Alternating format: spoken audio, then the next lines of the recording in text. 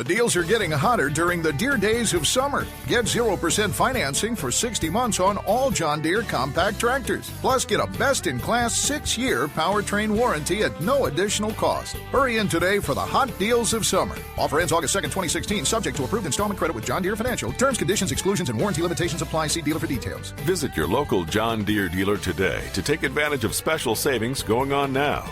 Find out more at myjohndeeredealer.com. Blog Talk Radio. Yeah, fool. Pavement. I'm on my way out shit right now. Way out. Phantom Empire. I feel like I'm in a past life. What? You know, maybe a future one. You see it? Nigga. Can't sleep, can't eat. Got me on a mission. Sitting in the kitchen. Think about the guns, I need the brand new additions. Now I need the level head. Demons on my back. Cause I'm thinking with the devil said Allah will buy me the sword so I can cut the devil's head. He got a hold on the ghetto. We forever dead. Cause niggas walk around like zombies. It's us versus them and we can't even see they army. They coming through the airways. Internet bombing. They put the squeeze on like shaman.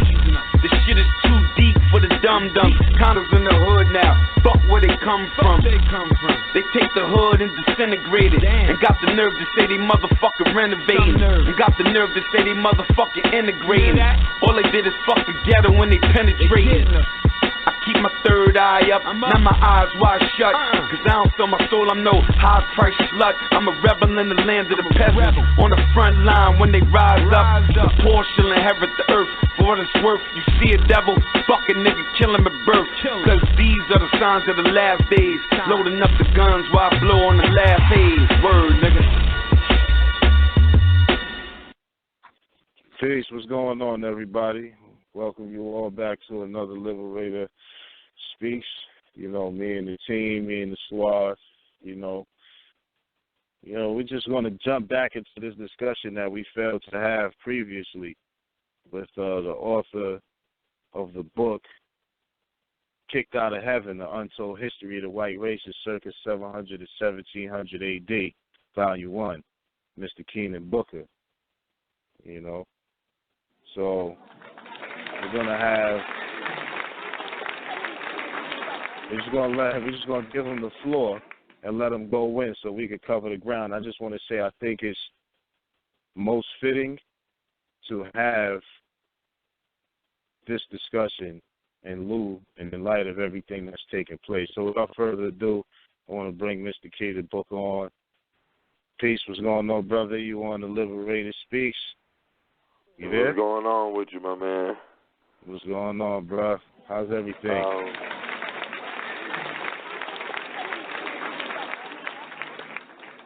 You got a chance to review the book, right? Yes, indeed. But I'm going to talk about what I think about it, which is positive, very positive feedback from me. You know what I mean? Very well documented book, very thoroughly researched, chronologically broken down. Love the perspective. So I just want to give you the floor, you know what I'm saying, to discuss it. Just you got the floor, you know what I mean? Because this is what we would have covered in the first show. So you got the floor, you know what I mean? What was your mentality behind writing this book? Why did you write it? What it's about? You know, highlight some points for us. Just, you know, you got the floor, brother. Okay, it's difficult. There's a lot of psychological levels encoded inside the book and the reasoning on why I wrote it. And you know what, brother? Go ahead. I'm gonna tell you right now. I want you to interrupt. I want you to shoot questions when you hear something. I want you to cut me off if need be. But go ahead. Okay, no doubt. I just want to get Brother Elamir, see what he got to say, opening statements, and give Brother Jad a chance to make some opening statements. You know what I mean? Just so you can see what they're interested in getting from this interview. Okay, go ahead. All right, peace, Elamir. You there, brother? What's going on? What you interested in hearing about this? Assalamu alaikum. Yeah, great topic, man. I'm ready to hear some more of the significant details and backstories on some of these different European, what can I say, terrorism per se. I guess that's the proper word, terrorism.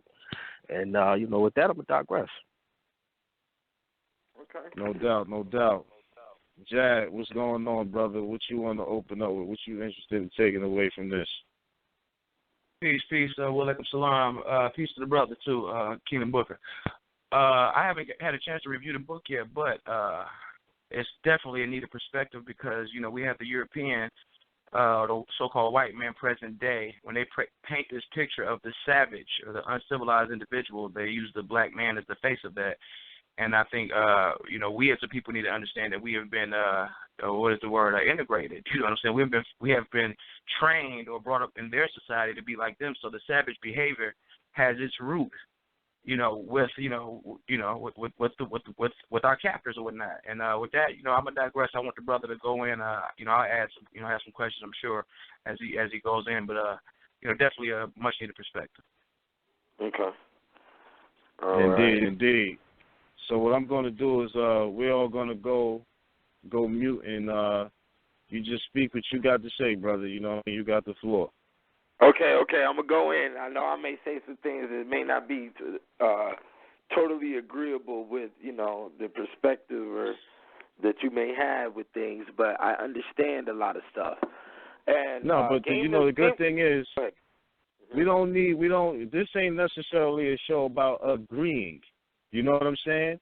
I think you have some incredible information, some credible not incredible, but credible research, credible information, and people need to hear it. And the perspective, if it differs, hey, man, that's a good thing. You know what I'm saying? We'll get some good dialogue out of it. So you got the floor. You don't got to be okay. Well, let me tell you. Well, I understand a lot of things about the African Americans' position, and when it comes to African Americans, we're the youngest race on the planet. And when I say we're the youngest race on the planet, we have yet to cause a war with the people. We've never chopped off heads for a religion.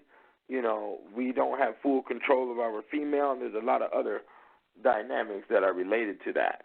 One of these dynamics that are related to that is death. We don't have death in our system. We've never been a part of a genocide. We've never caused a genocide. We like to scream and, we like to point to the situation of the African-American slave trade as an attempted genocide, and we like to hold on to that and sing the woe me sympathy picture. And this book, why it was done over 1,000 years, is to show you that other people have went through far worse than what you could conceive, okay, pertaining to what you think you know about African slave trade. You see what I'm saying?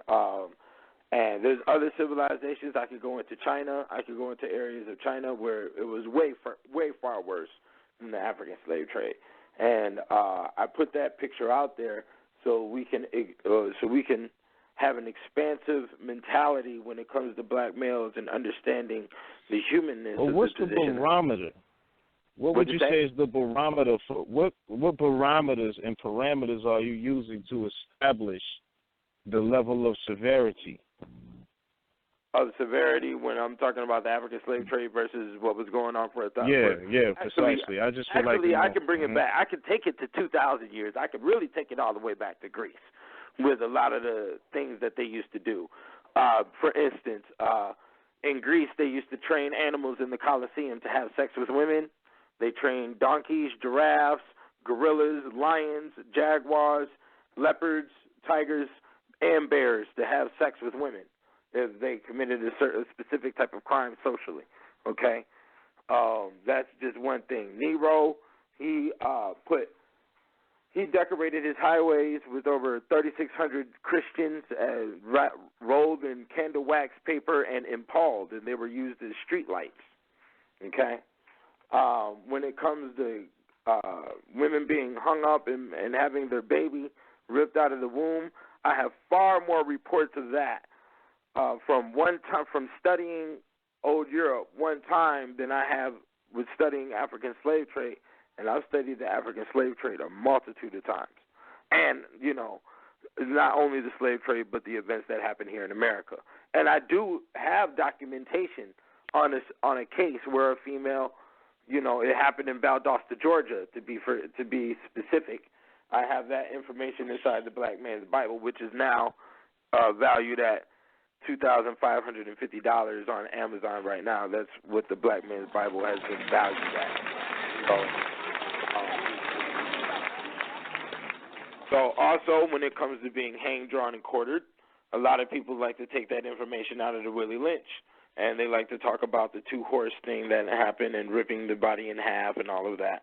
I have the full process on how that occurred in old Europe, and it would be about a 10 to 12-hour process, and I have a multitude of different individuals in cases of how that occurred and, the whole thing. And I have paintings as well. And I've ran across that information in Willie Lynch. But and the Willie Lynch. I just want to point to. Go ahead. I just want to point to real quick. I don't really particularly even believe Willie Lynch is credible. But right, I was just about to lean on that. But go ahead. It's a good synopsis of it's a great synopsis of what could have occurred and what most likely occurred. But there's some elements that's wrong with that would make me suggest otherwise. But I just wanted to point to what we also have to look at. See, one thing is that people don't realize that what the British did to their particular slaves in North America was the same thing that they did to the serfs in Europe. That's a fact. That's where those methodologies, but they got it from Iberia. You know what I'm saying, as well. And it definitely goes back to the Greece era, which is inherited also by the Romans, because the Romans installed laws from their domestic animal laws that said that that's what they determined the passing of the black status on through the mother, which is in their law a slave status. So there were definitely, but there's also something I want to point to as well. There was a system of, they used, not a system, but they used to say, they had this saying back in those days, antebellum slavery, I will have your hide, where they used to actually skin Negroes and use their, bodies for, hide, for leather.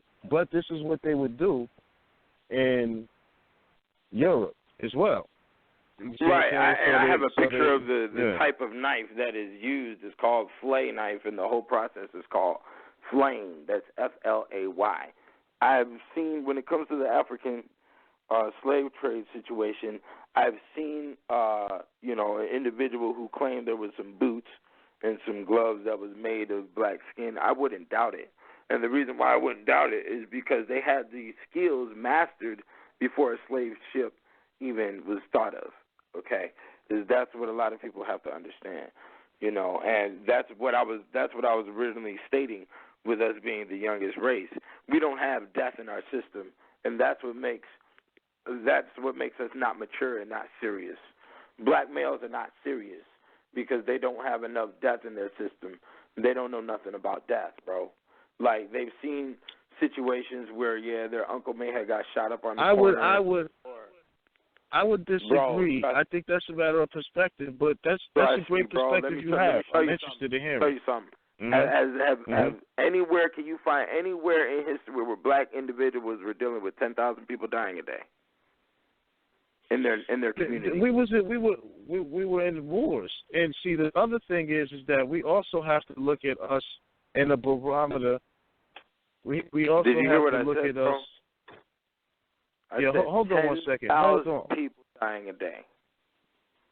Yeah, but hold on 1 second, because it sounds like I'm having some problem with the show. Sound like it's about to be ending. Hold on. What do you mean? Hold on 1 second. Yeah, but you can continue. I just gotta check it. Okay, but as I was stating, there's a multitude of different scenarios. Like, for instance, in the book, from the year 1000 all the way to 1700, I have all the wars documented that they went through. It's 5 pages of consistent wars. During these wars, there was a lot of plagues that they were going through. You have to understand that these Caucasians have the skill to sleep with dead bodies. Okay? They can eat, sleep, have sex with dead bodies. It's nothing. Okay? you have to understand there's a multitude of different scenarios where little children are watching their parents die, where they had to cook and eat their own parents, where the parents had to cook and eat their own children. Well, I think that's also. Yeah, I don't disagree on the level of severity that the Europeans lived under way worse, harsh conditions than we traditionally were used to, being under. I'm just pointing to the fact that the barometer for what's worse is a matter of perspective, because these things we've experienced as a people throughout history. See, the fact is the modern European isn't older, literally scientifically older than about 6,000 to 10,000 years old, and it's their lack of knowledge that caused them to live under those conditions. You know what I mean? No, it wasn't. Every group of people talk about a time where they was in chaos. This happened just in the Dark Ages because there were people that existed. But I don't want to digress. I want to give you the floor. Just go in and say what you have to say. I don't want to interrupt you anymore. It was the weather that enforced them to live inside these conditions. When it comes to African history, I've never seen anything dealing with a large plague that took out millions at a time. Never. Yeah, there was just a research found that there had been 13,000 years ago the largest world war ever took place in eastern to western and northern Africa. But that's what I'm saying. Why is we as black people, we think we can go back and talk about 13,000 years of Neolithic age and Paleolithic age, and I'm saying we evolved past the. See, I don't even conquered 1,500, bro. See, that's where I think I will never speak about an ice age. I will never speak about a caveman, because all of that is hypothetical talk to me. There is no direct facts. There's no archaeological facts. There's nothing that is supremely concrete. All you got is drawings on caves, bro. There's nothing supremely that's concrete that states what type of activity that was going on, what individuals or entities were on the planet at that time. There's nothing concrete, bro. It's all hypothetical. All I'm saying is factually, just based on evidence, I'm saying evidence points to various different scenarios. My key point is that all I was trying to drive home is their level of severity was based on their ability to deal with their environment.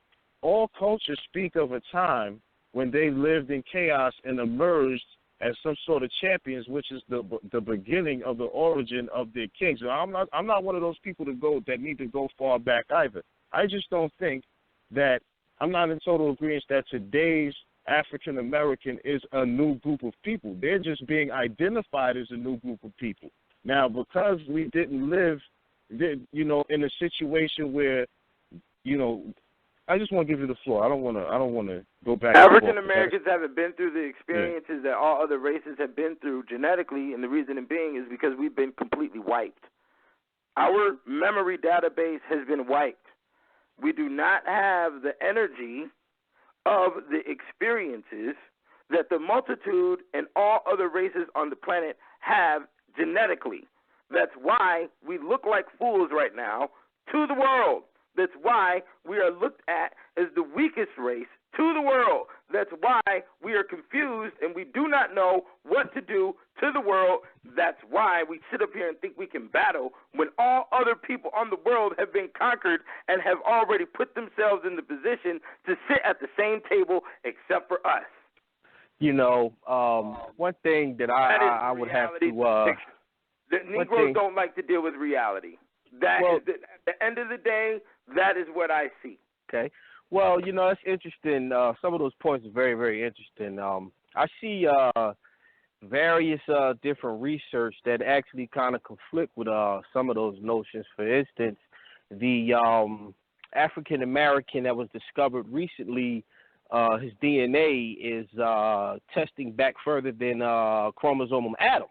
What does that have to do with anything about right now? Because you're saying that African Americans are some new genetic people that just popped out of nowhere. Right. That means your memory data is gone. And if it wasn't, you would have the respect on this planet. Scientific research shows the genes carry memory. You ever heard? We need one at a time. Scientific research discusses, you can Google this, the genetic memories, as well as even in the context of slavery. The genes remember these things. These things is embedded in the genetics. The other aspect of the discussion as far as African Americans is race. In context of the subject matter of your book, I would also point out that African Americans carry European genetics because European men was banging their great grandmamas. Right, that's part of the reason why I put the book out. So the African American has the genetics of the European who subjected him to slavery today. Right, because now that's the key. He bred with the women. Now here's the point. You know what I'm saying? So kicked out of heaven, and guess what happens? The dragon opens up in you. Because the dragon's already there. Whatever is in the genetic memory of the European is in the African American. That's what I'm telling you. Are you listening? That's what I'm telling you. That's why we agree. So now listen. What's happening here is we can conclude. This is what happens. This is what happens. Because a lot of the information that is in here is going to alert to this is the first thing that's gonna happen. First 50 pages. I talk about epigenetics. What epigenetics is talking about the traumatic experiences that are attached to your genetic cells and travel in your bloodline through generations. Okay? And but it doesn't have to specifically be traumatic. Hold on.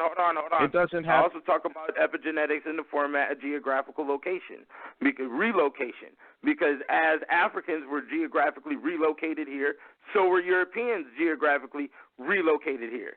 So there's a lot of things that shifted up with inside the paradigm of what old Europe was and what a white person is now, and also the same with what an African is and what an African American is now, extremely on geographical location before we even get into traumatic experiences and rewiring of the brain. Okay? So, our methodologies on how we reach the conclusion may be different, but we're reaching the same conclusion. This is why I'm specifically saying they're not a new group of people, because they descend from ancient peoples, is my point. To say that the African blood is the only blood that the African American has is not right and exact, because the African American is a new cultural product, not a new people. And it consists of all the races of Africa. It says in the British Britannica, all the races of Africa, including the Moor Arab, and including European ancestry, and including Native American ancestry. You know what I mean? That's what the this is the thing, bro. This definition is one thing we're in agreement. Hold on. We're in agreement. Let me tell you something, bro. I don't care about connecting it with nobody, because nobody wants to connect with you, African American. No, I'm not talking about connecting with everybody. Let me show you something, bro. Let me show you something, the reality to it, bro. Africans don't want to connect with you. They haven't. They haven't for eons here in America. You mistaken. Hold on. You're mistaking me. Don't claim them. I'm not. There's no point claiming something that ain't going to claim you. No, you misunderstand. Let me tell you something, bro. Native Americans, I don't associate with. You understand? Chinese, Japanese, all that, where their origins and all that other nonsense. All of that is rhetorical nonsense. Brother, you're misunderstanding me. You're misunderstanding where I'm coming from. I'm not saying to be a supporter of any of those things. I believe, and I have come to the realization that we're a people who have ancient bloodlines is all I'm discussing. I've traced my ancestry. I know where there's this particular group of people, and these things are important for other purposes, but I'm not saying support these people and say, oh, come on, brother, and this, that. I'm not saying none of that. That's not even my type of thing. So you're just misunderstanding me on that. I'm just pointing to the what's considered the African American as a composite of people from all over the world in this one group.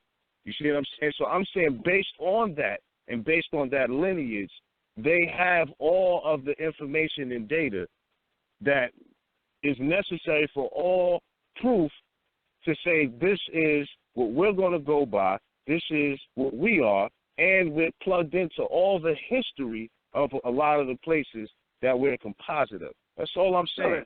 But I digress. You got the floor. Negroes don't even have the respect to research anything outside their own people. And you're going to sit I here and tell me agree. they're connected to everybody on I earth. agree. They got all the information and data in their system. Negro, No, they don't. what's a Negro? They have no information. Yes, they do. They have no data, Yes, B. It has been beat out of them. Listen. It was raped out of their women, bro. If they had information, if they had data, they would have balls, and they would be men. And the situations that are occurring in this country would not be occurring. Period. Listen, I agree. They don't have the data, bro. They don't have information, bro. But they got the data. They got the data. I'm saying they got the data. I agree with what you're saying, that they washed up, and that a Negro can't assert anything outside of that. I'm in complete agreement with that. There's no disagreement. A Negro, a Moor, a Black, a Muslim, no, you can't say a Moor. You can't put a 5%er. No, Look, you bro, can't say I'm going to that. tell you like this. I'm getting real arrogant right now. A book is at 2500. You can be arrogant. There's a Black scholar out here that can defeat that, bro. I'm not hearing it. That defeat what? I'm going to tell you that's what it is with me right now, bro. I'm not hearing it, bro. The Negro thinking capacity is wrong. They've been complaining about white people for 200, 300 years and have never studied them. Give me a break. Listen, hold on. That's inconsequential, brother, to the fact that I'm saying we have enough data to have been done something about it. It's the cowardice in brothers and sisters collectively to do something about it. But they got all the information they need to make the moves they need to make. They just too coward to make it. That's all I'm saying. Then guess what I'm going to do? That information is no information. I press the delete button. I erase all of it because nothing was done. So then it's not information. It's not powerful. No. If you don't act on information, on certain information, and the people don't react to it, the information is garbage. I can't really agree with that. If you don't move on it. I can't agree with that. Because it don't got enough spice. It don't got enough vigor. You see? I went and got this information. Niggas is moving on it. People evaluating it crazy. Yeah. Because I know what to do with it. I think it's some good. It got vigor. Listen, brother. It's some good info. There's life to it, bro. Good info, but you're not the first. I'm just saying you're not the first to study the medieval era. Is all I'm saying. Bro, I'm not worried about the medieval white areas. people. I'm talking about the collective position as me being an author. If I'm not the first brother to study the medieval history, I would like to see where the literature is at, because I have searched far and below and between, and I have never seen a black scholar on authors. David McRitchie. No. You're setting the bar. You're setting the bar. I agree with that. You're setting the bar to a new standard. I'm just saying there's data out there, not necessarily from African-American scholars. You know what I'm saying? I'm not making that case. I'm just saying anyone who takes the time to study is going to be able to back up what you're saying happened in those particular things and what kind of psychology it led to. It's already a known fact that sociopaths and psychopaths are the ones who go for power positions.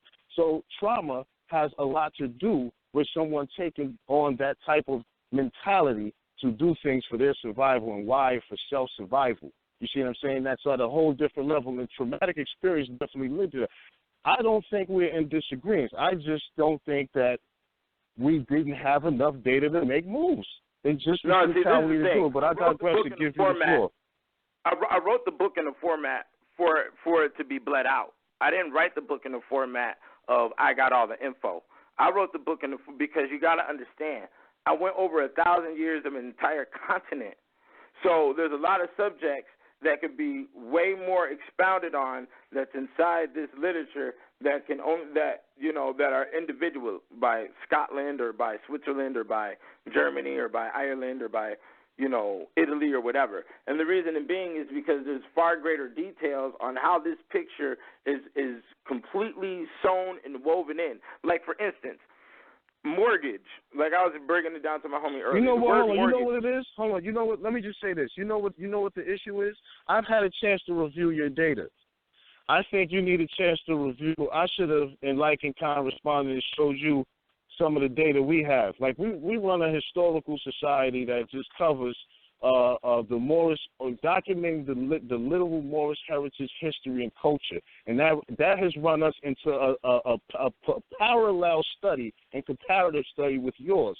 And the issue is that we have a historical society. That's what we do. That's what we do is go in on that all day. So I just think you need our perspective to see that we're not in disagreement. You know what I'm saying? I'm not popular collar. Do your thing, brother. I'm not taking that away from you. I just want you to understand that the perceived difference in conclusion, because I don't see a difference in the conclusion, just how we got there and how we reached the same agreement that this is the problem with the Negro, the African American, is what I'm specifically saying to. I just had a meeting with a brother who's a Sheik earlier who was saying we need to do our own thing. Every brother understands that. We can't depend on no African. We can't depend on no Native American. No, we can't do that. And brothers knew this for a long time.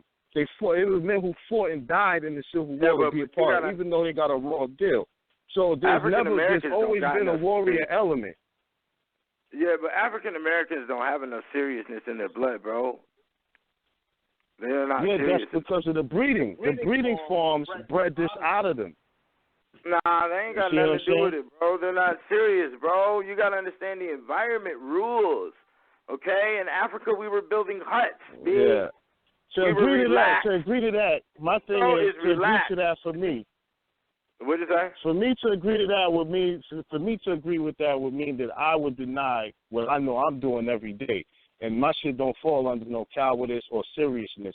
Now, if that doesn't translate to a larger movement, that's not on the part of the individual. So to say that as a collective, the potential to do such things has always been there, but the masses have, in some kind of situation, have not responded favorably to the people that's listen. You out there putting cutting edge work out there. Bro, you out there putting cutting edge work bro. out Y'all there. it's all chess, and Negroes don't play enough chess, bro. Y'all go out here in the world and you're identifiable by your groups.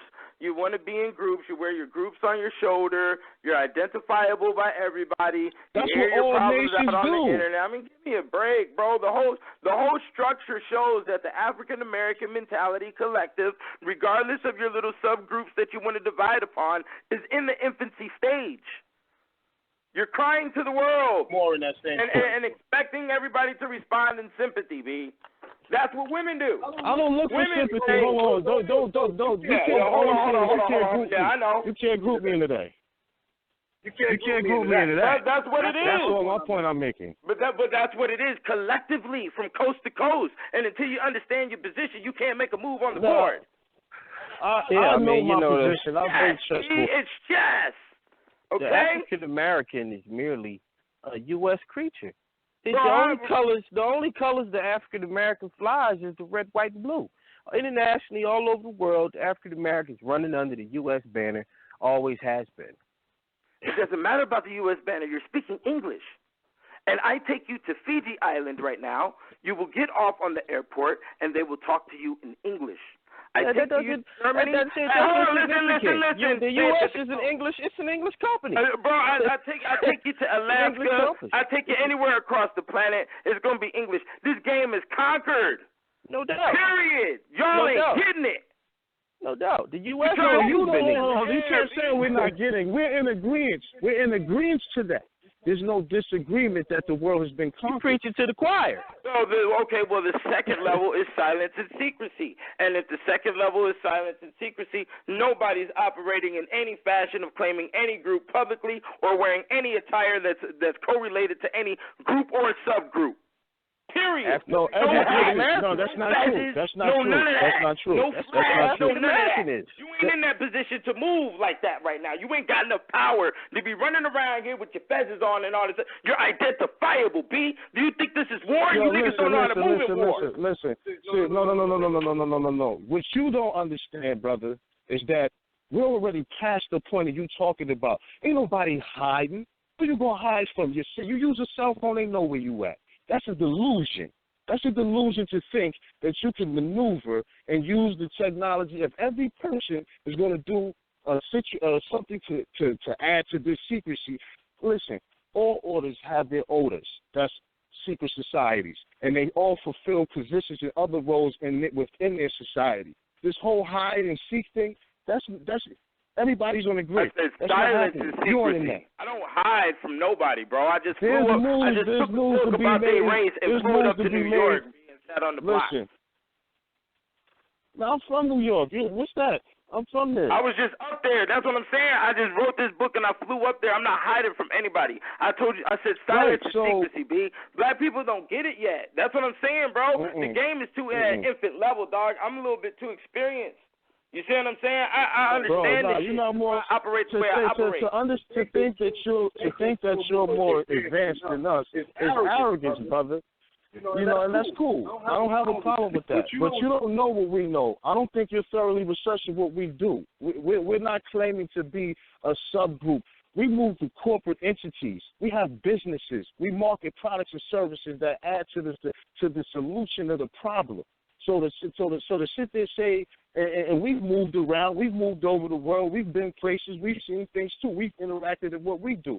Everybody identifies themselves to a nation, period. Everybody moves as a nation. That's what everybody got. That's what Brexit was just about. Britain saying they want to break off, Scotland saying they want to break off from Britain.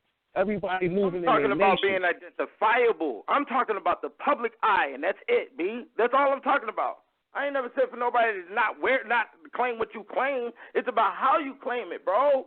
That's bro. You just tried to sit there and shit on everybody claiming to be something openly. Italian don't run from that they Italian. I said move, you know what I'm saying? They got the Italian flag. Yeah, but they still like it's understood who they are as a nation. Everybody understands who they are as a nation. Bro, but that's what I'm saying. If I take you into the grocery store right now and I ask you who is from England and who is from Connecticut, you wouldn't be able to point it out, bro. Oh, that's irrelevant. That's irrelevant. That's irrelevant. It's very relevant, bro, about everything. Because you're going off of a person because everybody's not the same thing that one person's claiming to be. No, this is what I'm showing you. Let me show you. Because it's correlated to speak English.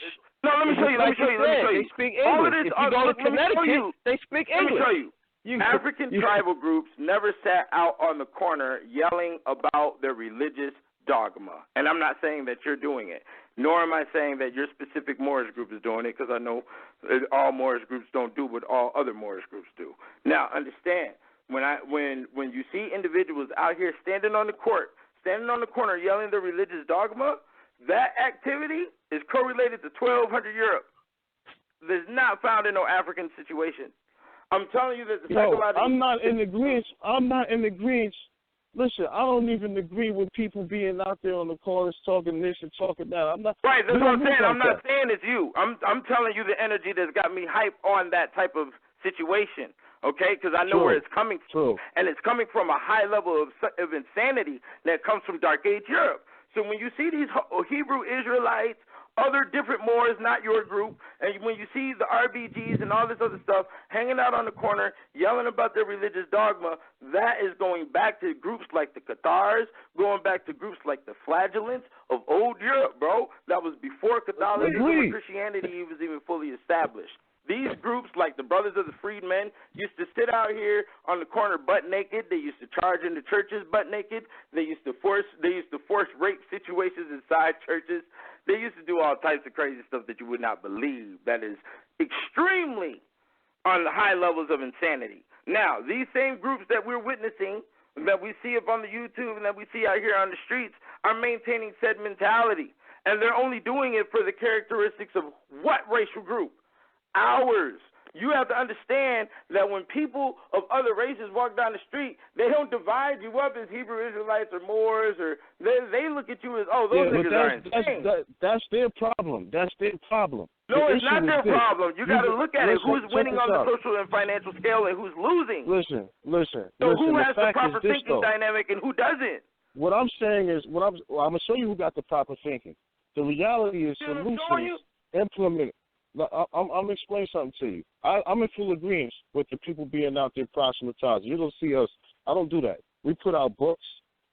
We put out solutions in the forms of books, thoroughly researched, application, things that are actionable to change certain conditions within the socio-political, economic environment to give you an advantage, irregardless of what others perceive that advantage to be or disadvantage to be. There are benefits of that. That's what we teach, and we teach it from a thoroughly researched historical perspective. So we're not in disagreement with the way people are out there proselytizing. You've never seen something out there like that with us. You know what I'm saying? That doesn't exist. Yeah, like I said, I don't think your group, I don't know what your group does, but I'm just saying the energy I should have informed you since you was going to be on the show. No, I only said that because the energy that had me hype on the situation, because there's a lot of black children out there that got to listen to that type of stuff, and then they go to school. Yeah, YouTube scholars. Some other children and be like, look, these niggas are fucking crazy. And that's what people don't get out here, bro. And that's why we're in a position where we cannot move, bro. We're in a position where we cannot move. Well, some people can't move. Some people can't move because the thing about it is, that's the only way you're gonna move. Collectively is that the collective have to respond to certain epicenters, things around your books, things around what we're doing. They have to coagulate around the epicenter of real change so that the change can happen. It's a group collective, but not everybody is subject to the same dynamics of failure that other groups are, because it's about moving a certain kind of way out here, regardless of your race, your nationality, and your creed. That's what the whole system of commercial equality is about. So we're not in disagreement with certain elements.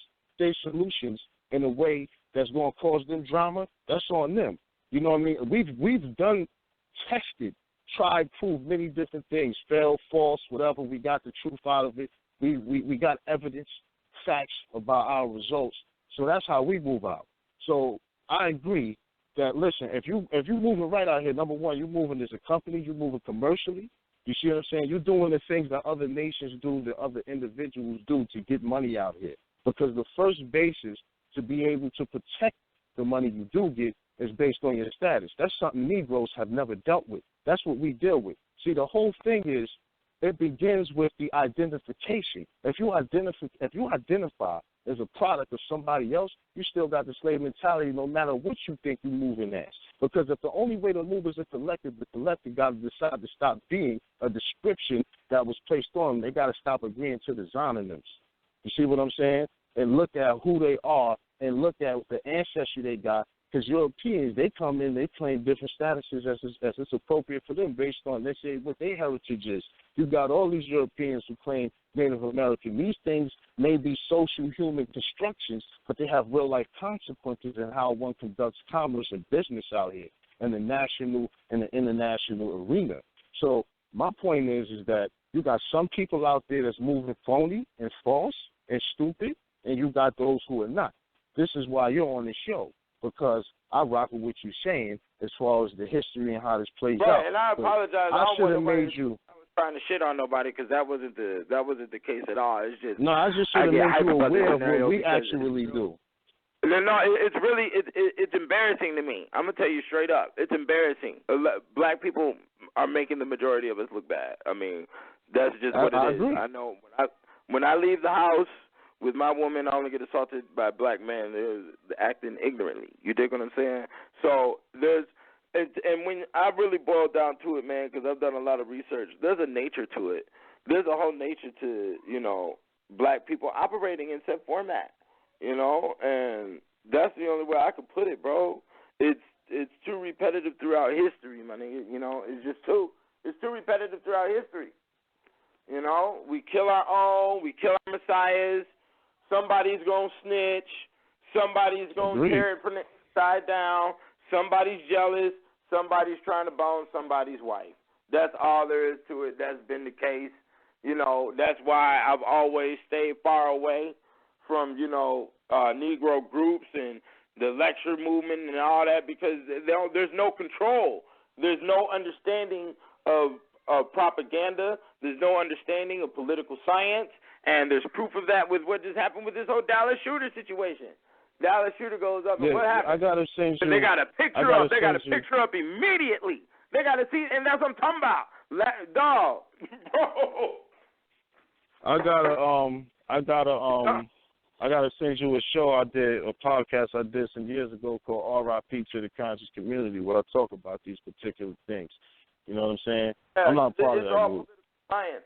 And when you understand, like in the Kicked Out of Heaven, when you go through the vagabonds and the beggar section, you will understand how much illusion these cats really got indebted into their system. Oh, you will absolutely. also understand, huh?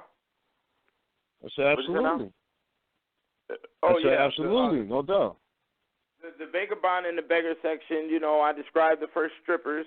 There's a scenario in there where, women, they used to take a cow spleen out, rip it out of the cow, and then reverse it and put it on their tit and act as if they had breast cancer in the middle of the street to beg for change, During these time periods, you would also have beggars walking around in three-piece suits, and they got real high levels of illusion that they've been working on for eons. And a lot of that comes from the insanity that stemmed over from the plague. I'm running into a lot of information where the plague may be the root to the STDs that we have today, which it looks like that's what I'm going to be putting together when it comes to this next book. A lot of the skin diseases. A lot of skin diseases that you're seeing out here right now are definitely rebirths from Dark Age, okay? Swollen noses, half swollen faces, big pink spots, big brown spots, and all of that type of stuff on skin, large rash patches. All of that comes from, Dark Age Europe. A lot of it got really calmed down once penicillin was added, and then that's when I believe a lot of to be concentrated, okay? And during this concentration is when they were able to be classified into certain names, all right? Don't quote me on that, but that's what I'm coming across right now as I'm running across this plague information. And they also used the plague to extort people. They would extort families. They would extort whole cities with the plague. They would intentionally throw the plague on a whole city just to kill them all and steal all the goods out of their houses.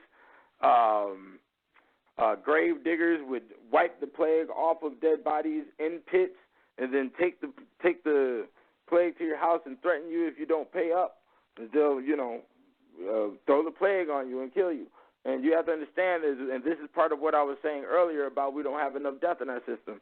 You have to understand that this plague thing went on for a consistent 300 to 400 years sporadically. It was uncontrollable. They did not know what started it, as there's much documentation that Jews were known for having poison packets and poisoning whales and starting the plague. And there was also much information on Christians sometimes starting the plague and witches starting the plague as well by weather events and whatnot and extorting people.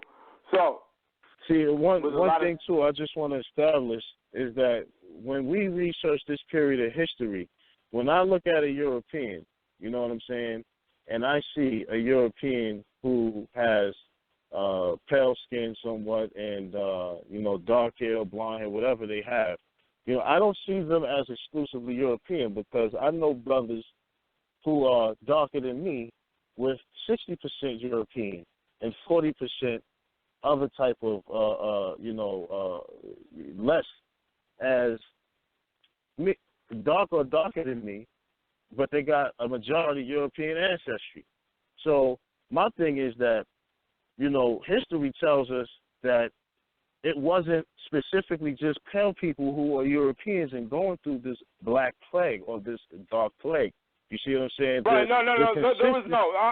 There was Moors there. There was black people there. Now, Moors are classified, and now you got to understand, there's 4 different groups. You got the Turks, you got the Tartars, you got the Saracens, and you got the Moors, okay? And from what I've ran across, inclusive with paintings, this is correlating the information with the paintings of the time period. They all have different skin complexions. The Turks are the super light skin, the Saracens and the Tartars are the brown skin, and the Moors are the supremely black. Okay? So, well, they were black Turks too.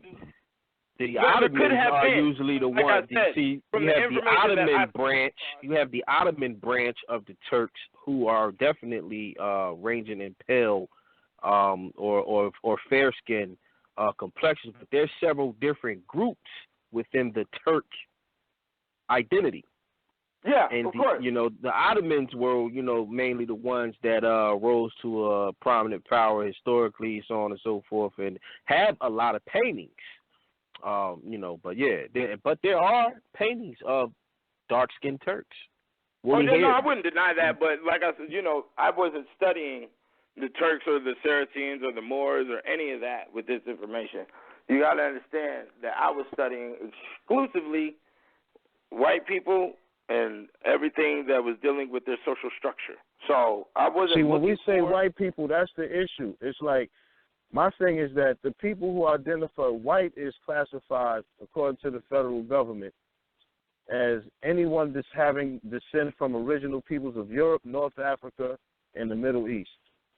So the issue is that when I'm looking at a white person in Europe, I'm not exclusively thinking about pale people, because I've studied the comparative history on all four of those groups who are lumped in to Moors on various political occasions and treaties and other historical documents that have factually been. We've dug up 400 years of treaties with European nations directly in the Moors, the way they used to interact and where they had embassies at in these particular lands. So this, and then we have the history before that, you know what I mean? Because we put books out on it. The introduction to Moorish race and nationality, how race and nationality is consistently the same, and that even the British have their education system putting in place that the Moors, by way of what they're calling Africans, because we know African ain't older than Moor, but the fact is they said that they're teaching that the original people that was there in Britain were us, or those of us who had a certain level of hue who have ancestry there. Because the brother on the line right now, I just want to bring Chad on here. He has extensive history into the nobility in his own bloodline with nobles in England. That's just say real quick, not to cut Jad. Mac Ritchie, Ancient and Modern Britons, goes into detail into the various different groups that was in ancient and medieval Europe that were known as terms like I forgot the Blue Men. You had the Blue Men. What's that movie Author, where they had that tribe that he was warring with? They portrayed them as pale, the Saxons. They portrayed them as pale, but historically these were dark-skinned people. If you read Ancient and Modern Britons, Mac Ritchie went in on that. So the history we've done is a comparative study of with the political and socio-ideological structure and socio-economic structure and political structure of those years, all the way leading up to now. We've documented that. We've went into the Phoenicians. You know what I'm saying? We've dug into what the Carthaginians was doing prior to the phase of the era of the medieval era that was going on up there when they had the churches and they had those particular type of political affiliations. So I really see this as a comparative study as opposed to contradicting one another. It's just that we've studied the Moorish DNA and the African, for lack of better words, if we want to have neutral grounds on that word, just for some grounds of this communication, the presence that was in Europe from the start of all these activities taking place, even before them. This has been proven scholastically and archaeologically. You know what I'm saying? So the thing is, I see them as consistent. I don't see them as exclusively pale people that we perceive to be white today, because according to the U.S. law, not to justify anything with it, their own law says that the racial classification based on skin complexion is a crime. That's what they call discrimination and racism. So the factual evidence of how one is identified is not supposed to be based on their racial classification, because history tells us that all of these people who are different hues are all in the same places from the start of a lot of these events. You start from 700 AD. Just as we study the Punic era, which is before the 700 AD. We went back to the 300, the 500 BCs, and got into what the Phoenicians and what the Carthaginians and other these North African states had set up, and these Middle Eastern states had set up. And they were identified as Moors as well. You can also look at Pharaoh Sestros, Black Spark, White Fire.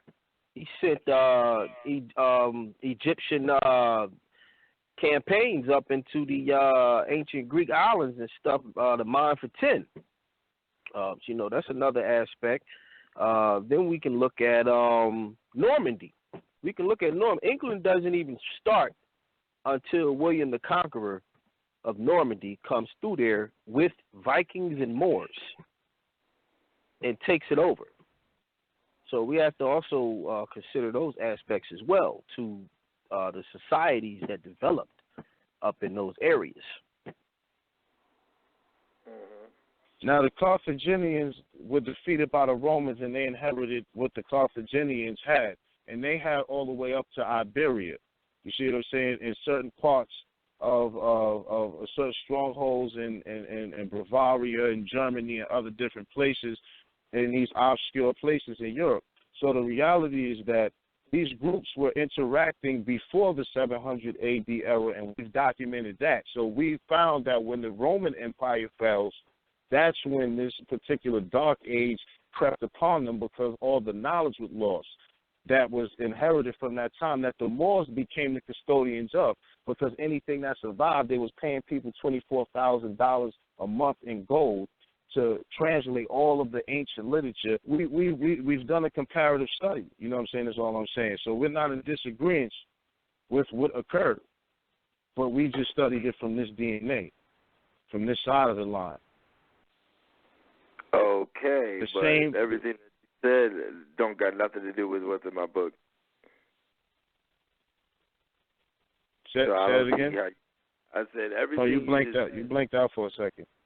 Everything you just said has nothing to do with what's in my book, so I don't see how it's a comparative study. I went through the book.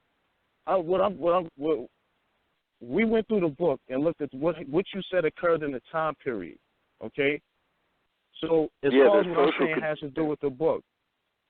Yeah, but I'm saying that's the social conditions. I don't go over anything about their political or their. That's my point. I only touch on their economic, point. Their monetary. So what do you mean? That's the point I'm making. I'm saying that you studied this portion, and we studied the same time period and even other periods before that, and put it in our books as well that we've put out. And I saw from the time period which you're discussing that, and we discussed the political the political side. That's how it's a comparative study, because we looked at the socio-political conditions and what they were affiliating as politically and legally. That's what we done. And we found it to be concurrent with what you're stating in your book. I went over the book. So that's why I'm saying I wouldn't say it if I didn't see a similarity of the time period and the outcomes. We just studied it from the socio-political and legal side of what took place during those periods. So we have a understanding of the actual affiliations of these different groups interacting in these different geographical locations through those particular time periods. Okay. I just should have made you aware of ours, so it had been some kind of understanding between you and I. So we, because what I'm trying to establish with you is, I went through the book thoroughly, brilliant information.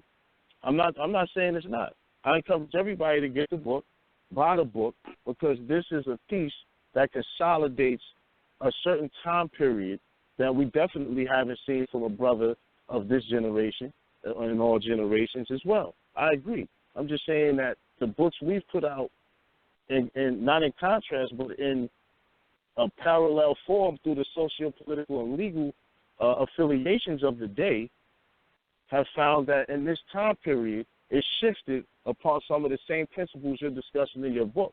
That's why I was trying to let you understand that what we're dealing with is not the same thing as all these other people are dealing with. And I should have sent you some of our literature and some of our videos so you can see our perspective in the pure history and analysis, void of any emotions, going over this data.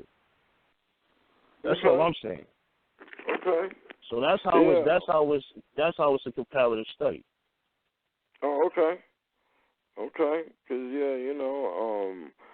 I went over a couple of kings and queens and their backward ritualistic practices with marriage. I got some incest marriages documented and all of that stuff in there. I go over the hierarchy structure and the kings, the knights, and the lords, but it's mostly sociology and what the book is based on. The next one is going to be more religious and witchcraft and dealing with all the vampires, werewolves, undead, and all that other crazy stuff. I don't know if people are going to be ready for that. That's why, I did a sociology perspective for the first book, because the second book is going to be dealing with way more heavy information. And I don't know what type of responses I'm going to get or if people are going to like it. Because just like this one, there's a lot of stuff in here that shows you that there's not going to be war. You know what I'm saying? As I understand thoroughly, Moors represent the monetary and the business side, and that's all there really is to it. The whole thing with me is, we got to stop with the appearance, guys. That's the only place where I be at with things. And the reason I agree. Right, and the reason in being with that is because we can all move along better, okay? With that, with the lack of, with not having attire aligned with groups.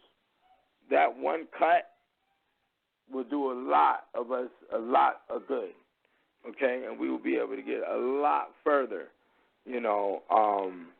and that's part of the reason why I put this information out, especially the torture section.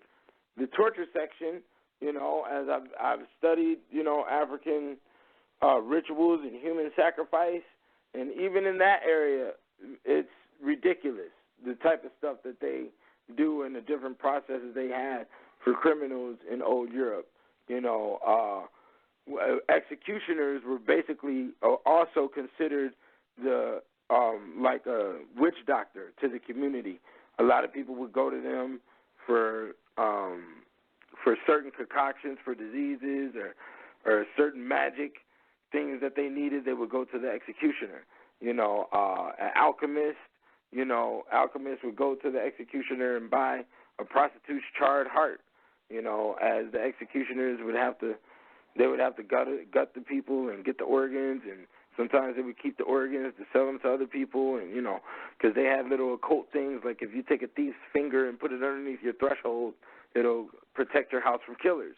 There's another thing where criminals would take babies and cut all the fingers off the left hand of an infant that directly came up out of the woman, and then they would put the fingers inside of a candle, and then they would burn the candle while they went and robbed houses, and it would make them invisible.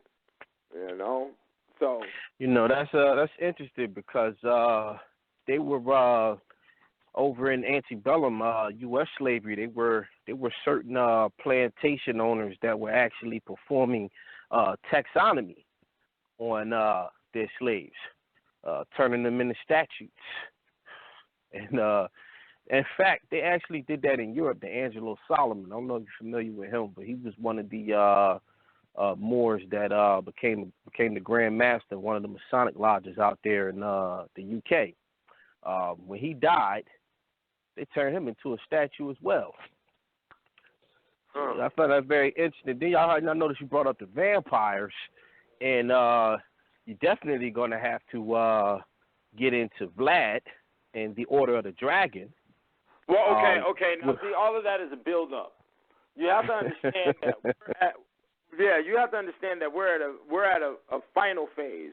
We're at the America is completion. So old Europe is a compile. When we talk about the folklore and when we go into these areas of the werewolves and the vampires and all of that is a compile of the different experiences that built into what we classify today as a vampire or a Dracula. Because, for instance, what we call a vampire was in existence in the 1300s and 1400s, but they didn't call it a vampire then. They called it the undead. Okay? They called them the undead. They didn't call these individuals that would arise out of their graves. And these individuals, at first, that would come out of their grave did not suck blood. What they would do is they would just go through the community and beat up people. Or they would make noises all night. And when nobody could go to sleep, and things like that. Sometimes they would come to your house and just have a conversation.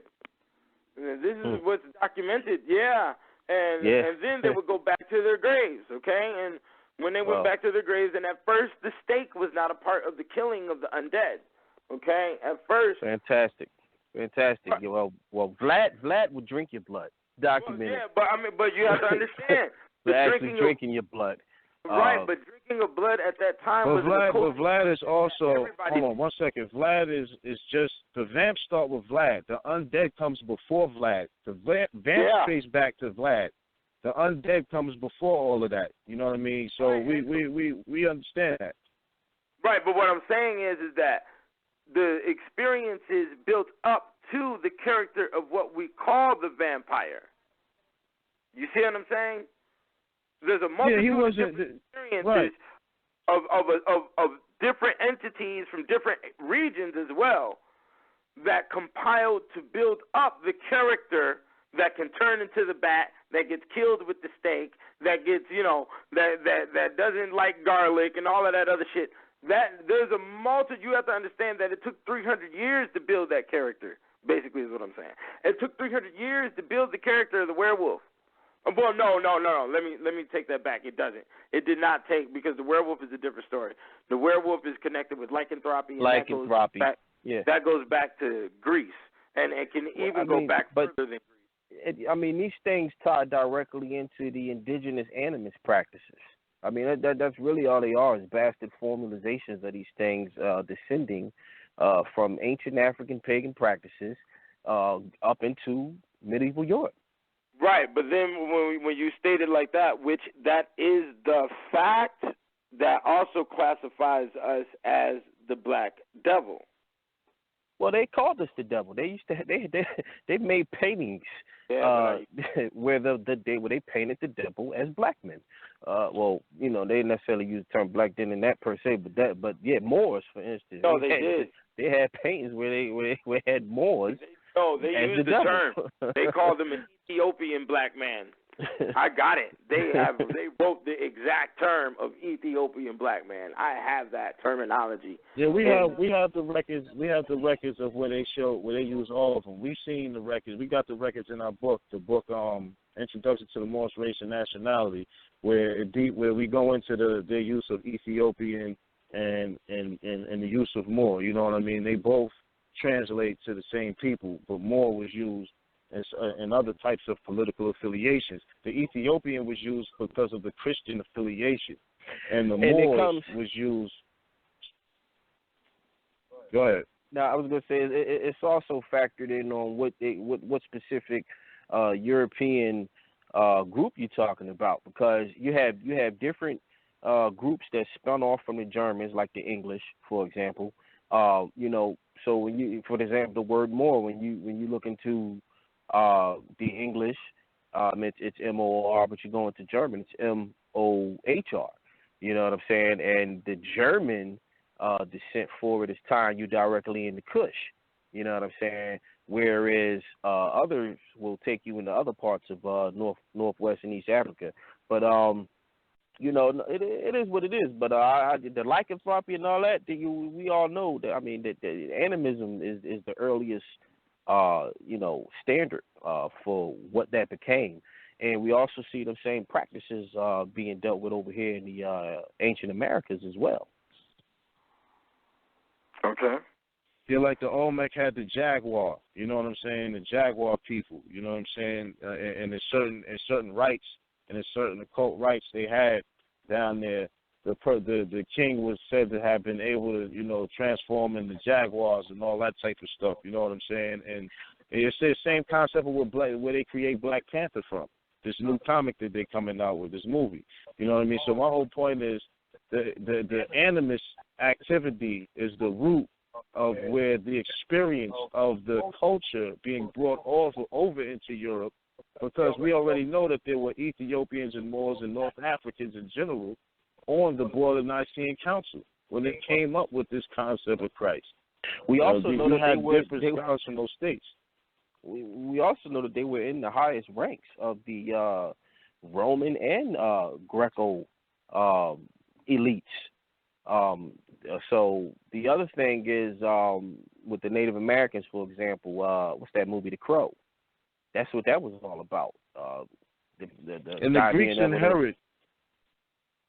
The Greeks come from they inherited civilization from the Phoenicians. The oldest people in what they call Greece were the Phoenicians, who was the Canaanites, who were of the Moorish descent. That's one of the groups that gets grouped in with Moors in Mauritania, because that's where the city-state Carthage existed in. When the Romans first inherited the estate of the Phoenician city-states throughout the Mediterranean. Well, they even break down to you in Black Spark, White Fire that the oldest cities in what is known as ancient Greece was built by the Phoenicians. Then the other aspect you got to look at is what became known as Iberia and Spain and all of that had been under the Carthaginians during the Punic era. They lost what became known as New Carthage after the Third Punic War. So before the capital Carthage that was in what we call North Africa today was taken by Rome, they took New Carthage, which covered what we know as Iberia in BC times. You also got to look at some of the war strategies and torture tactics that they used with their conflict with the Carthaginians in the Roman War. I got a book that's from the 1650s that has said that it has gone over a thorough analysis of some of the original war manuscripts from the journals of the generals and compiled this book. I'll send it to you when we get off air. And we also see that the culture of torture was inherited as well from the Carthaginian, i.e. Moors and Phoenicians. And we also can see, as we was just talking about Vlad, one of the tactics that Vlad was using when he was fighting against the Turks and the Moors was impale. That's what they call him, Vlad the Impaler. But when you do some research on impalement, you actually find that ancient Kush is one of the earliest places that actually used impalement for its death penalty practices. So we find several incidences where certain characteristics are being carried out by the Europeans that they inherited from cultures that were more ancient than theirs, which actually pertained to our people through the lineage of the Moors, Phoenicians. But Moor is a Phoenician word. Now, Phoenician just means Punic. It means purple. You know what I'm saying? That's all that really means. You know what I mean? The Phoenicians were a Berber people.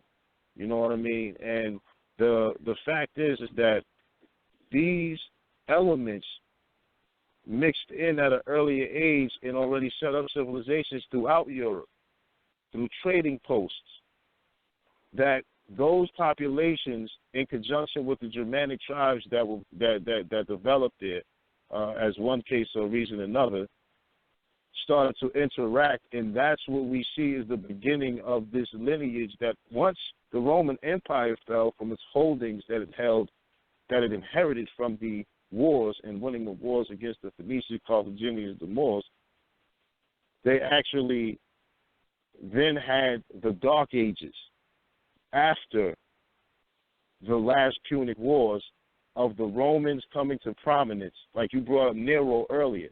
That was one of the last ruling rulers of Rome before it fell into chaos. That's where the whole watch Rome burn comes from.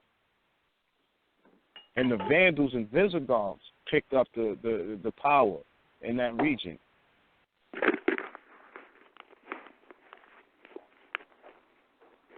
Okay. You still there, brother? Yeah. I'm right here. But go into some more stuff for what you got in your book and let the people know so they can, you know what I'm saying, get more information that you want to share so they can get the book. The whole thing about Vlad drinking the blood of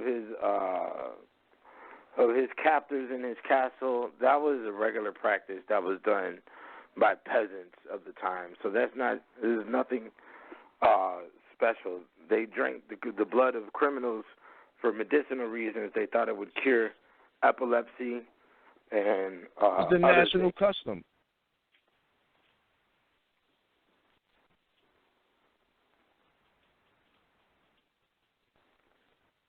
When you don't go to Geico.com, car insurance can be confusing. Like, Swedish techno confusing. Bark, bark, meow, meow. Dance with me, purple cow. Bark, bark, meow, meow. Ooh, you lovely cow. Geico makes it easy. With 24/7 access, all you have to do is go to geico.com and you could save money on car insurance. It just makes sense. Unlike, Dance with me, purple cow. I like your moves. Never stop streaming. Only T-Mobile lets your family stream music and video on the most popular services like YouTube and Pandora without using any of your LTE data. And right now, get your family 3 lines, each with 6 gigs of LTE data for just $40 per line, and your 4th line is free. Hurry to T-Mobile or call 1-800-T-Mobile now.